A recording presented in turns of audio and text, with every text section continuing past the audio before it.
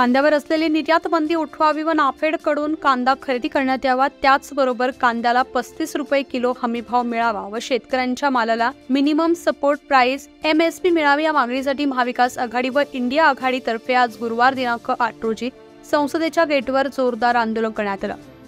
राष्ट्रवादी काँग्रेसच्या खासदार सुप्रियाताई सुळे यांच्या नेतृत्वाखाली आंदोलन करण्यात आलं।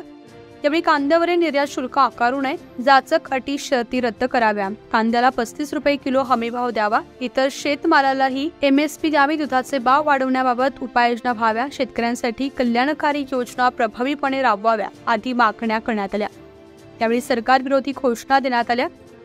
दिंडोरीचे खासदार भास्कर बगरे, नाशिकचे खासदार राजाभाऊ वाजे, अहिल्यानगरचे खासदार निलेश लंके, माढाचे खासदार धैर्यशील भैया मोहिते पाटील, काँग्रेसच्या खासदार रजनीताई पाटील, शिवसेनेच्या खासदार प्रियंका चतुर्वेदी तसेच या आंदोलनामध्ये TDP, समाजवादी पार्टी व इंडिया आघाडीच्या इतर खासदारांनी सहभाग घेत जोरदार घोषणाबाजी करत शेतकरी प्रश्नावर सरकारचं लक्ष वेधलंय।